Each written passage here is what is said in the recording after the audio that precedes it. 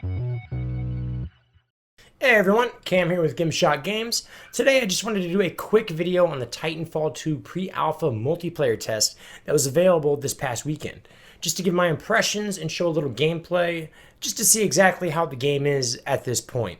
Unfortunately, the alpha was only available on the PS4 and Xbox One, so I won't have any information on how the PC version is performing just yet.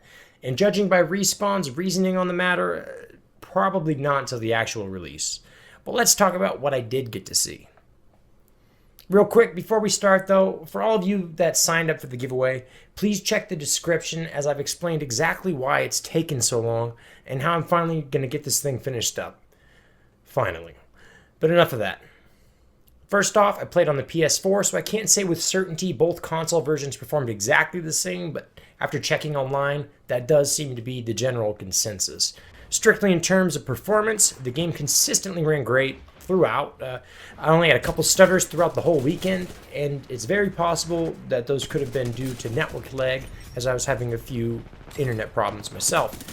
I have no way of measuring the FPS on the PS4, but I'm confident in saying that it was running very close to, if not 60 the entire time, not including the stutters I just mentioned. As for graphics, the game looks great, obviously a step up from the original, compared to the Xbox One version at least, though that's to be expected. But I'm really excited to see just how good it'll look with graphical settings and resolution cranked up on the PC. It's a shame the PS4 version doesn't hit 1080p as it sits at 900, but the negligible amount of crispness between 900 and 1080p is definitely worth it in favor of the higher frame rate. One area I wasn't impressed with was the art direction of the gameplay and customization menus, which are now almost cartoonish compared to the original game, which was pushed at far more gritty realism versus this game's more cheery and vibrant kind of a direction. You, of course, may disagree, just my personal opinion, but to get into the real meat of things, we got to get into the gameplay, which I feel is a step up in every way. The enhanced mobility that was introduced in the first game at the time was one of a kind and its biggest marketing point, with good reason obviously. But now with the Call of Duty franchise following suit, it's not as original this time around, but it is improved. With the addition of the grappling hook and the new sprint slide, getting around the map is more fun than ever, and it's also easier than ever. Once you get used to the grappling hook, in addition with the wall running and the double jump, it's not difficult to get from one side to the other without touching your ground at all, or even just once or twice. You factor in this mobility with a solid first-person shooter, and you remember just why the hype of the first game was as huge as it was. As for the shooting aspect, controls feel just as good as ever, maybe tightened up a little bit. There's just something about shooting opponents out of the air, or shooting opponents while you're in the air, that is just endlessly fun. Add Titans into the mix and you get some sometimes exhilarating gameplay.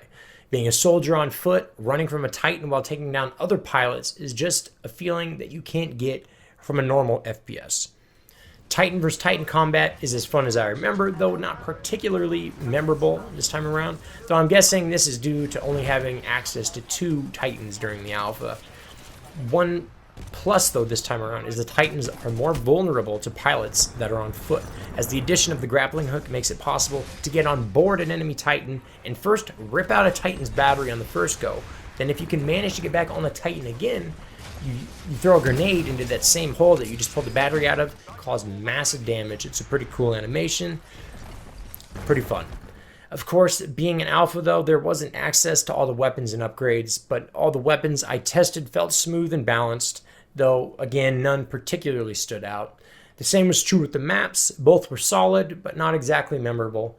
The one part of this demo that did stand out though was the new game mode, Bounty.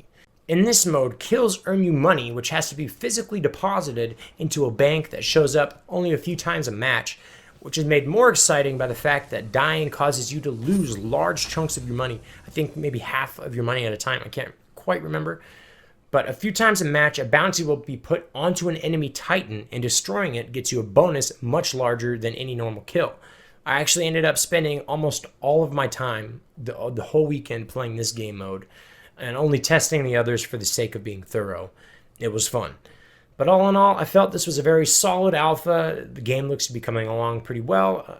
I'm excited to see what they do with the campaign, though, and just how pretty it can be cranked up on the PC.